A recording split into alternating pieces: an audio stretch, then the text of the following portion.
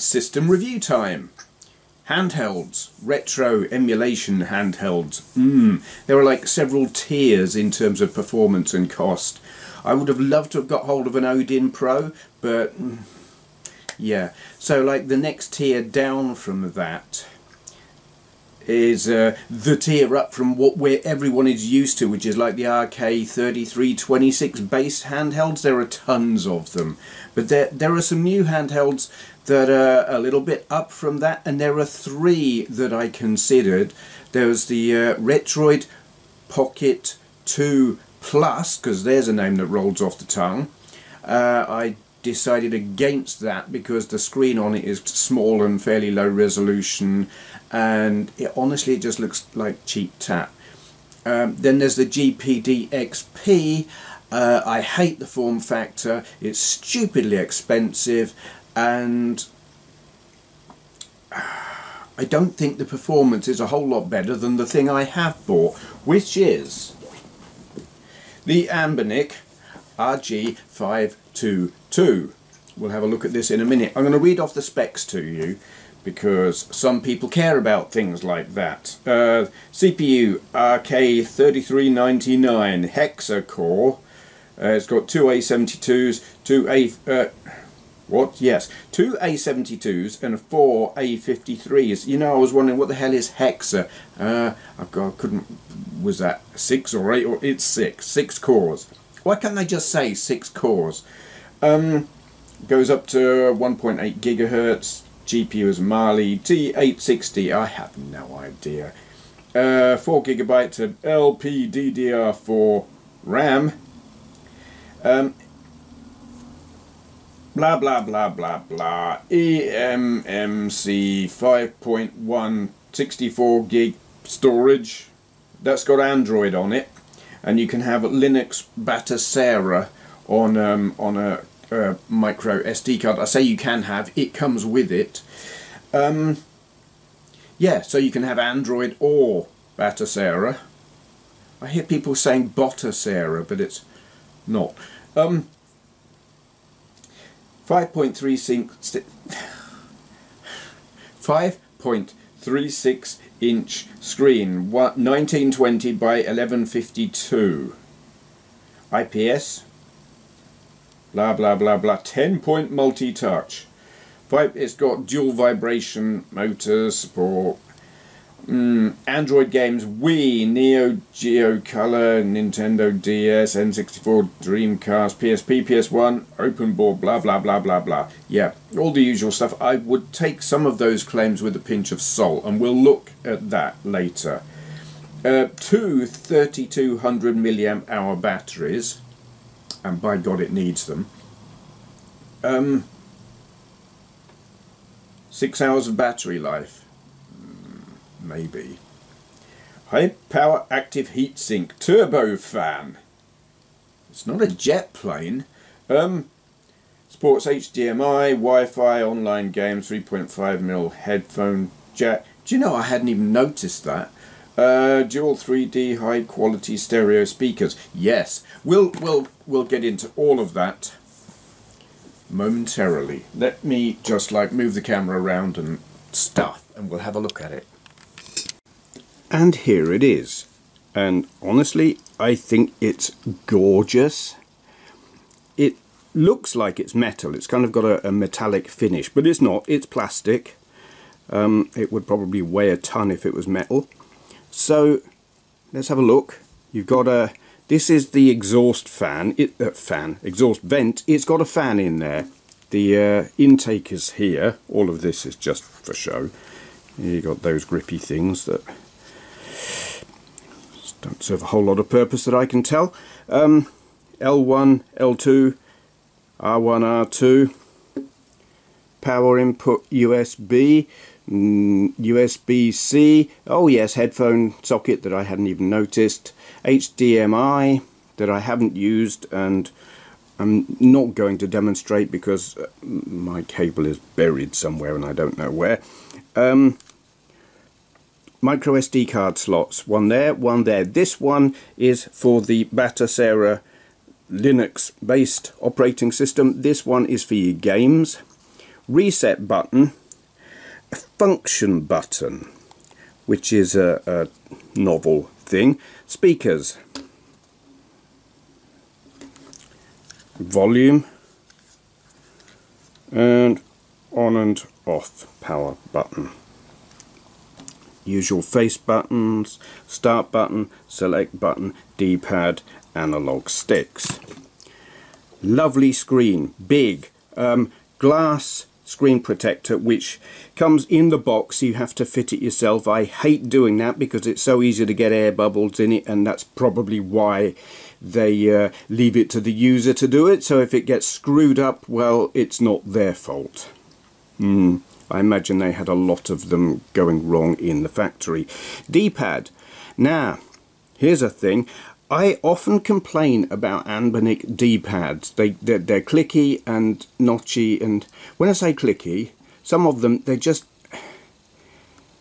the whole thing goes down, and when you hear that, sometimes that is just a problem for me, and I find that I just can't move around the way I want to in a game. I haven't had a problem with this one, and it's possibly to do with the size of the handheld and the way my hands are situated on it compared to their other handhelds. I don't know, but I haven't had a problem.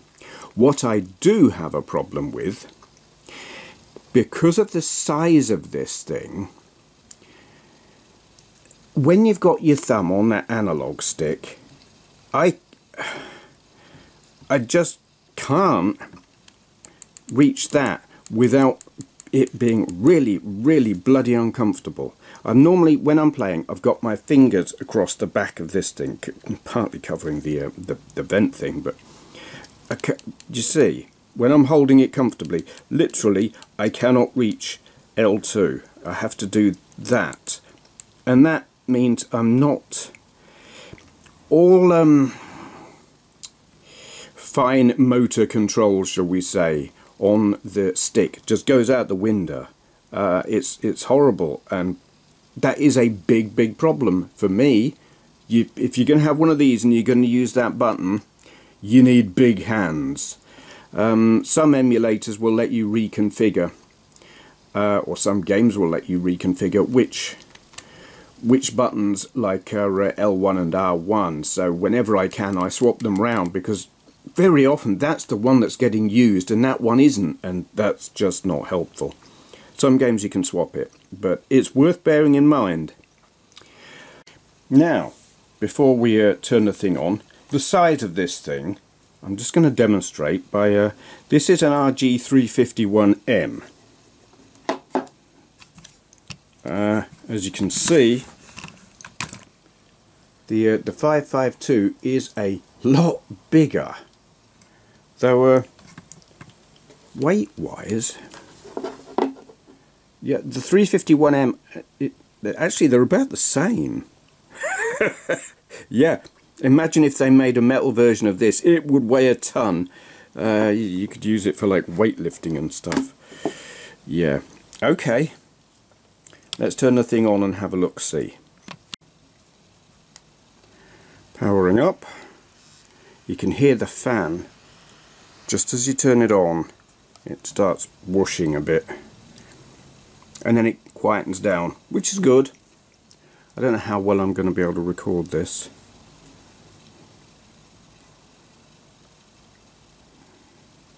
Let's zoom in just a smidge. So this is the Batasera installation.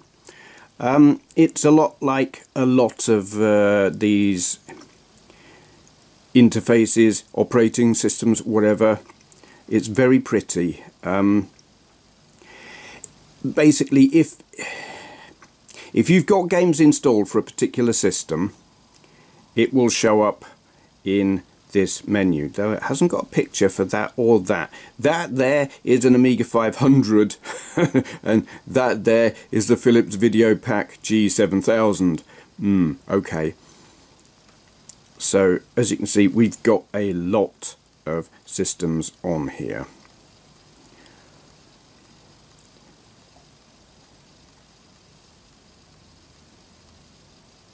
Yeah, it's all familiar stuff, and you can scrape. You can have. It doesn't come with the, well, actually, it comes with a SD card that's got games on it, or the one I bought did. Whether they all do that, I don't know.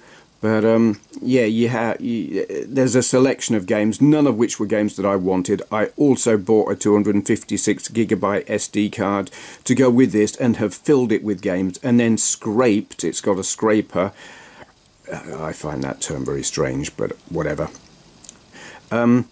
So it's put all these images on, which is actually really, really good, because a lot of these games, I've got no idea what they are or what they look like. So I see the list and I'm like, I don't know if I want to play that or not. Haven't got a clue. So a lot of them never got played.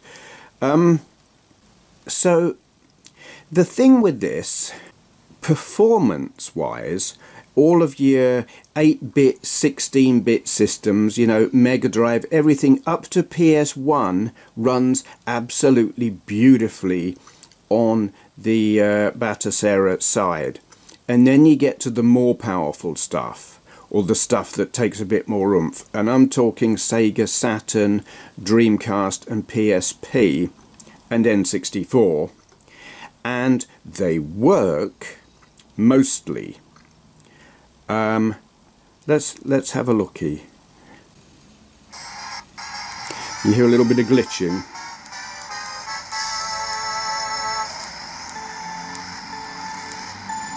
Can't remember what button it is. It's that button. Yeah, it works, and it works in a way that on any of the previous handhelds that I've tried it on, I would be really, really pleased with. But this is a more powerful system, and it is capable than doing better than this. And also there's still no image there. You want that, you want the picture in that screen, and there isn't one. But anyway, the point I'm trying to make badly, the systems like Saturn, N64, Dreamcast, PSP, while they work up to a point on Bhattacharya, they work better on the Android operating system, which is why there are 2 operating systems on here. And a large part of that is the Android emulators, they've just been worked on for longer, so they're more well developed. And also Android emulators have support for the Vulkan backend, where the Linux Bhattacharya doesn't. I don't know why that is, it's just how it is. So yeah.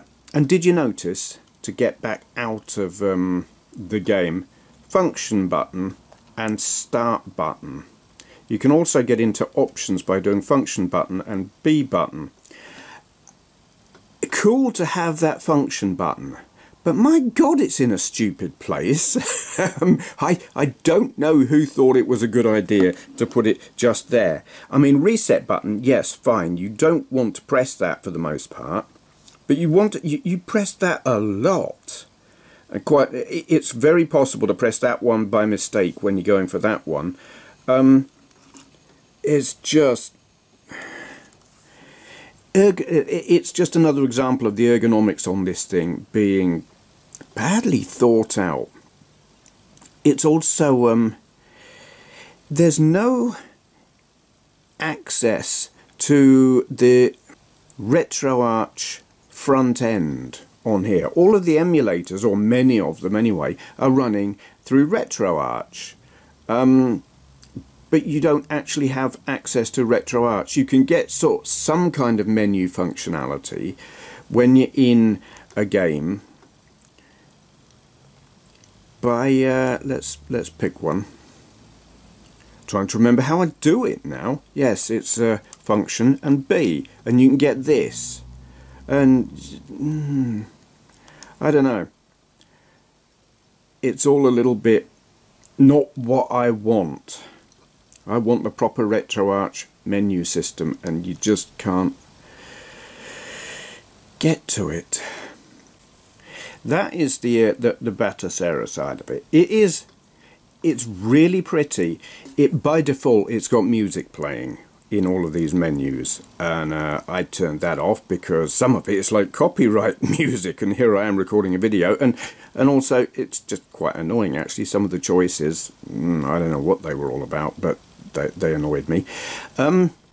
What I really want to show you is the performance that it can really put out through the Android emulators. That's where it really starts to impress. It's the stuff that the RK3326 emulators tried to do but really couldn't. The N64 was iffy, Saturn almost non-existent, PSP no, Dreamcast not too bad, and GameCube. This thing will sort of just about do GameCube in the way that the previous generation of handhelds could do PSP. So yeah, let's have a look at that. Here we go. All I've done is take that micro SD card out of there, and then we boot it back up. I'm just going to let it do its thing. I won't edit this out. You can see how long it takes.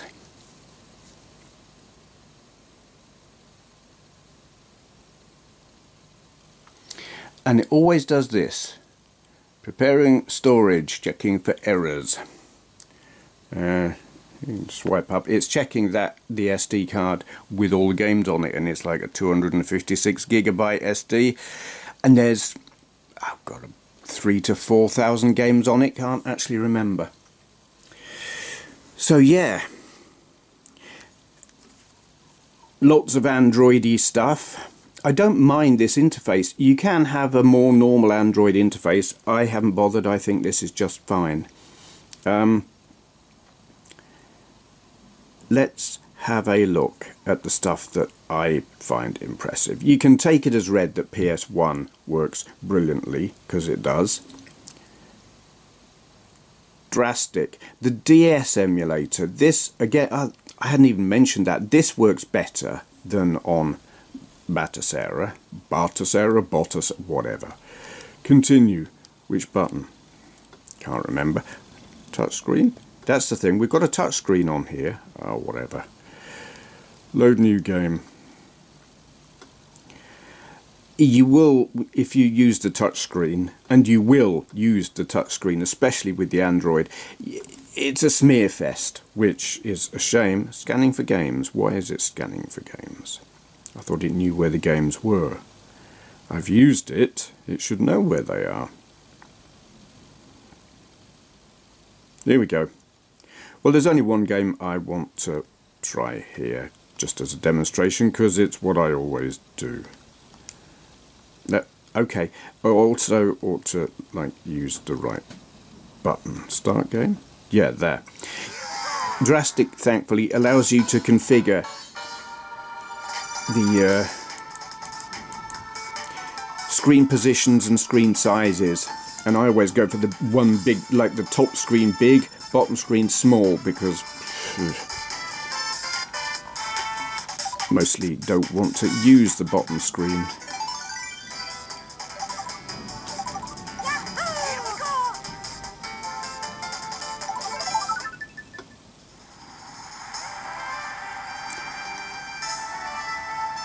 So look, I mean, it's kind of fuzzy, but that's just because it's a low-res game being rendered on a much bigger screen than it was originally on. Oh, and that's the reverse button. We don't want to do that. This is a lot smoother than on the Batasera operating system, and it's much smoother than you would get on, say, the RG551 or any of those systems. It's silky smooth and very playable, and honestly, it's the best way you can play it outside of a DS, and maybe even better because it's bigger. Though, I mean, I've got a DS 3DS XL, which I guess the screen is about this kind of size, and then I play Mario Kart 7 on that, and I wouldn't be bothering to play this, but there you go. So, that's that. And that's not how... Oh, yes, you can. Some of these function and start doesn't get you out, and you end up having to swipe up. Come on, give me them, get there, and use your back button or your circle button and whatever to get out of emulators, and it's quite annoying. And that's also how you get into the menus. Bit annoying. Okay, N64. We'll have a look at that. Mario Kart obviously is going to run really well because it's just a very well optimized game. What doesn't run as well? Not actually sure, because that's pretty much the only game I play on the N64. Let's have a look at Rogue Squadron. Okay, we just had a whopping great big long intro sequence that I've edited out because it's full of copyright music. Okay. Oh, we could take an early morning run through Baker's Canyon. Yeah, okay, we'll do that. Are we gonna like bullseye some womp rats? Interesting, I could see a tiled effect on the sky in the background. Yeah, it's still there. It's like we're in a... What? Where's the fire button? There's the fire button. I have no idea what the controls are. Oh, that's nice. But I don't know where's the enemy. There. There? Is that? I don't know. Anyway, it looks absolutely lovely. What are you wailing at? Don't be silly. Oops. What? Shut up. Can we hit the ground? Yes, we can. Okay. Obviously, I don't know what I'm doing on this game, but it seems to be up-resed. It looks gorgeous on this screen. I like it a lot. That looks like Jabba's palace. Cool. I wonder... No, Boba Fett wasn't there at this time, was he? Anyway, let's have a look at something else. But as you can see, or saw, N64 runs really nicely. Let's have a look at Sega Saturn, because it's a difficult one to emulate. This does not work too well on, in fact, on the RK3326 systems, like the RG552, I couldn't get this to play. It's Radiant Silvergun. On here, it's up-resed.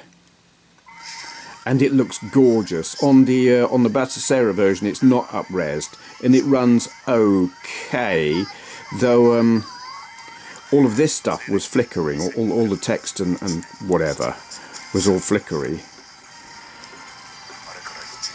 Where's the button? That's the one I want. Oops. Yeah. On here, it's just gorgeous. It's high-res. It's super smooth. It works great. There's no flickering of the on-screen text. It's bloody brilliant.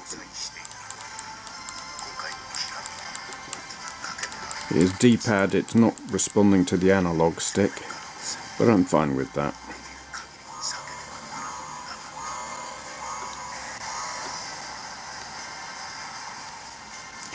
And that's pretty much what you can expect performance-wise from most, if not all, of the Saturn games. It just, on the Android operating system, it works much better. Compatibility is generally better. More games will run than do on Batassera, and they all run better. So that's a good reason for using the Android side of it. And I mean, the same is true of the Dreamcast and the PSP. We'll have a look at each of these. Well, I'll just play a game on upgrade to premium. No, we will not.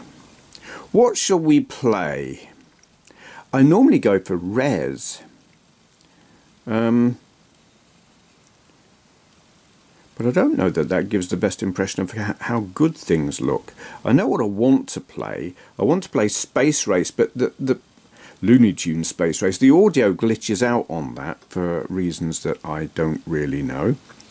Oh, I know. We'll stick with the Star Wars thing.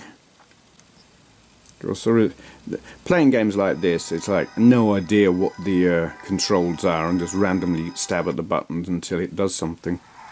Now, I did change the emulator controls for this to make it yeah, it's not doing what I want. No, that's not what I want either. Okay. There is a... no. Okay. I don't know what the control is for making it... oh, that's it. Okay, okay, that's fine. I want that mapped to the triggers, but I'll have to worry about that another time. I think that's a game configuration rather than an emulator configuration thing. But yes, it looks great. It's up-resed, which is brilliant.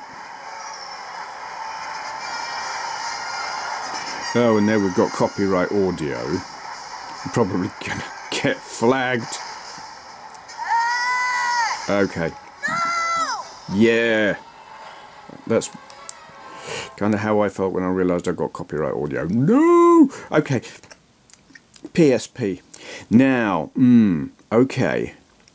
I'll show you... First of all, there is a game that I use to decide is this running well or not.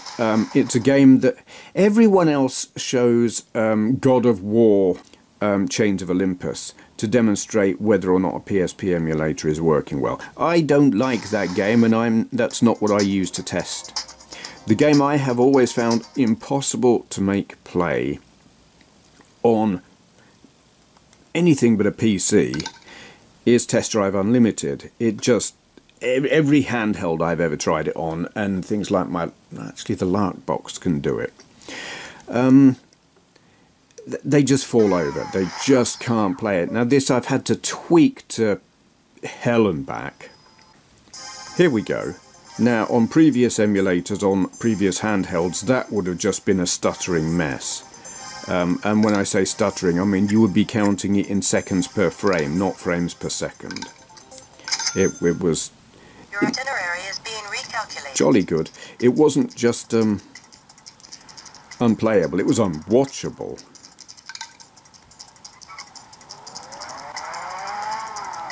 There's music and I don't want it. Okay, I have I couldn't work out how to turn the radio off, so I've just turned the sound down because copyright. But yeah. It's a 1x resolution. I've got frame skip set at, I think it's probably 2. Might be 1, whatever. It's not super silky smooth, but it's enough to play it adequately.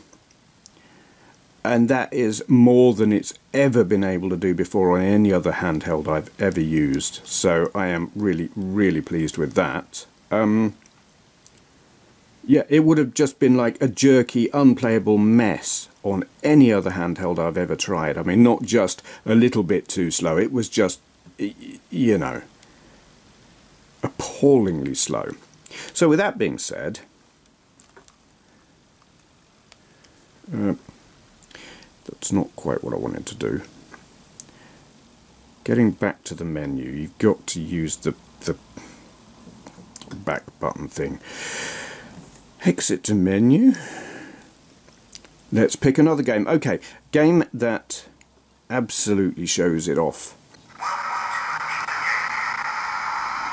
Just a tiny little bit of stuttering at the start while it loads up all the textures and shaders and whatever else. Can't remember what button it is. That button. It's just great. It looks better than it looks on the PSP because it's like twice the screen resolution. It's the same size, more or less the same size screen as you'd get on like one of the original fat PSPs, maybe a bit bigger actually, whoops. Okay, I'm sucking here, but that's just because I'm busy talking. Trying to get the thing on your screen. But it's brilliant. It's like the best I've ever seen this game running. You get the occasional very, very, very momentary pause while it loads stuff up on your first lap. It was game breaking on other systems I played it on, where I've been emulating it. I seem to lose control momentarily. I'm not sure what that was all about. Can't remember what the button is to fire. That. Okay. This is not a demonstration of my playing skill. This is literally me just running the game and thinking, wow, that looks great, and everyone else is like, wow, you suck at that game, but I'm not really trying to play it. Okay, so this is where we get to the challenging bit. Mario Kart Double Dash on the GameCube. I have had to tweak and tweak and tweak to make this perform at all. It's all going to look a little bit fuzzy because I've got it running down-resed. I've reduced the screen size to compensate. I've done a whole load of other stuff, disabled just about everything I can that won't break the game by disabling it, and we're still not running at full speed. The audio is fine. I guess it, I don't know if it's stretching it, but it's not glitching. And the frame rate itself is like, it's not jerky, it's just, it's not fast. It's like we're having a slow race. I've seen this happen before. It's peculiar. I feel like frame skip would be useful. This used to have frame skip on this emulator, and they took it away. They said it doesn't do anything. Well, I know it damn well did, and I wish they'd put it back. I didn't really want to do that, but whatever. Yeah, and I mean, Mario Kart is the most optimized game that you're going to play on this emulator. It's a very efficiently programmed game. This is about as good as you're going to get from GameCube on this handheld. It's slow. I'll play this just because Double Dash is one of my favourite Mario Kart games, and it's like, well, it's the only way I'm going to play it on a handheld. If I'm out and about and I've got this thing with me and I want to play Double Dash, this is how I'll do it. It's pleasing that it will do it at all. But, you know, as you can see, it's a bit slow. So, let me just turn that off, and then we'll have a talk about this thing.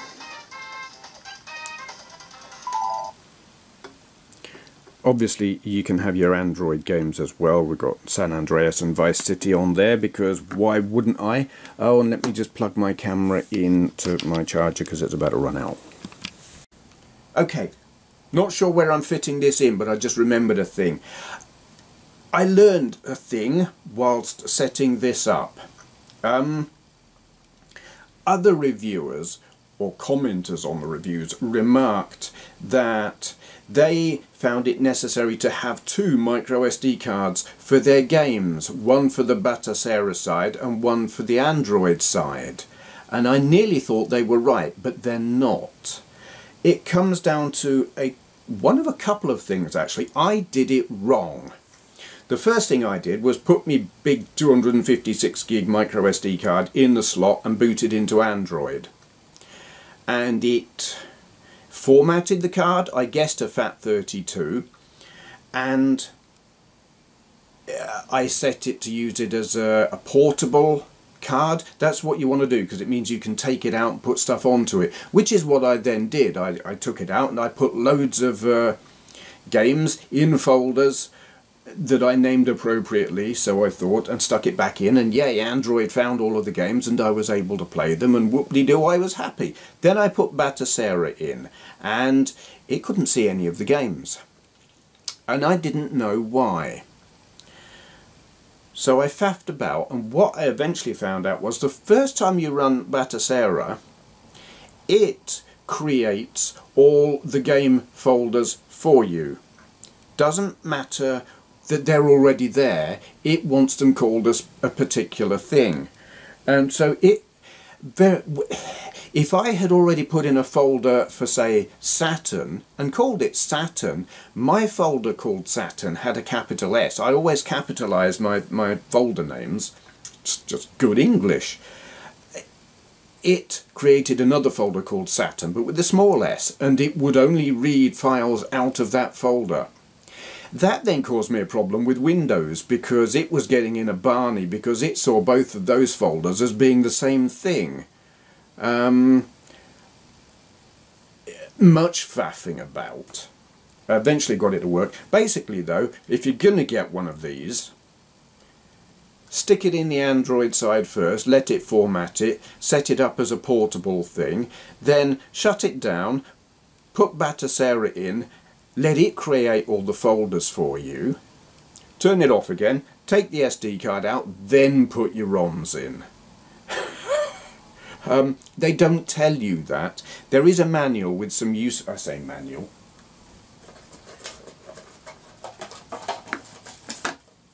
A small piece of paper with some instructions in English and, I guess, Chinese.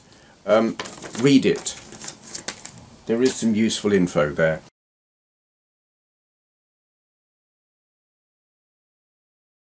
So, I was playing Star Wars Pod Racer when the right shoulder button suddenly just stopped working. This is the left shoulder button. You can see how it works. Well, you probably can't actually. I'm trying to get a good view of it, but there's a switch there, and the shoulder button pushes down against it. The thing is, here's the one I've taken off. It is a piss poor design, to the extent that the plastic piece that pushes against the micro switch, where's my finger, there it is, the plastic piece that pushes against that micro switch there doesn't push hard enough on it. It's too short. So they have stuck what I could only call a shim. It's literally just a little sliver of, I guess, plastic stuck on badly, and it had come loose and shifted, so it wasn't pushing on the micro switch. That's after 1 day of use. I've opened it up, I bought some super glue. I'm going to glue the thing back on. It's literally this bit here had shifted, so it wasn't pushing the micro switch. That is poor. Piss poor.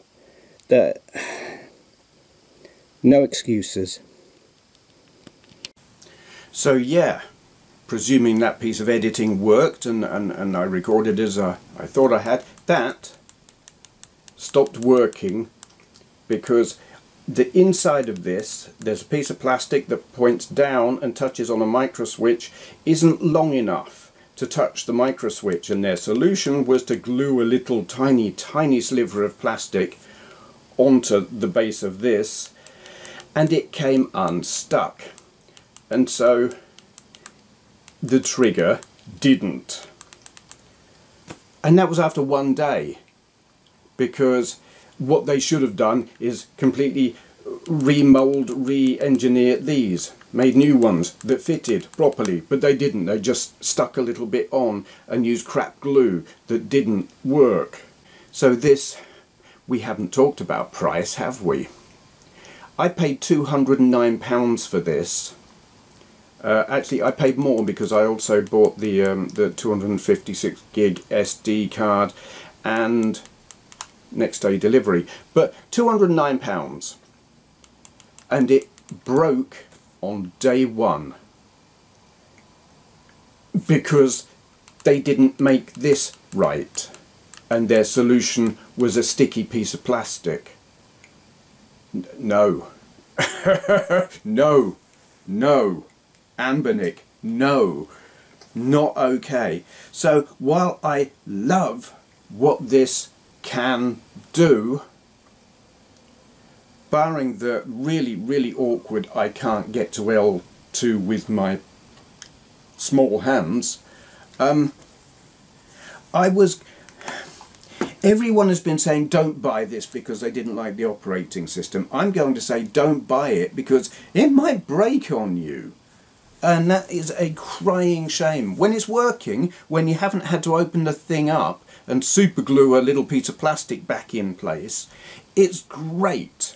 It's no Odin Pro. It won't play GameCube as well. It won't play PS2 at all. But everything else, it does really well. The swapping between operating systems is a bit of a faff. But you're just not going to get the standard of N64, Dreamcast, PSP and Saturn on the Linux side. You need Android for that, and the fact that you can have both it's actually cool. It means you can get better performance than you otherwise would have. But all of that, all of the things that I think are really good and impressive or clever, ruined because they couldn't design a trigger and get the dimensions right, and rather than going back and rejigging, remolding these with a 0.5 millimeter, even 1/4 millimeter more plastic on it, they glued a piece of plastic on with shit glue and ruined it. And because of that, I don't buy it. Not unless you don't mind getting a load of Torx screwdrivers and unscrewing these. You've got to have a very specific kind of screwdriver, opening them up, opening the thing. It's a pain to actually open it and not trash the shell. Avoid your warranty.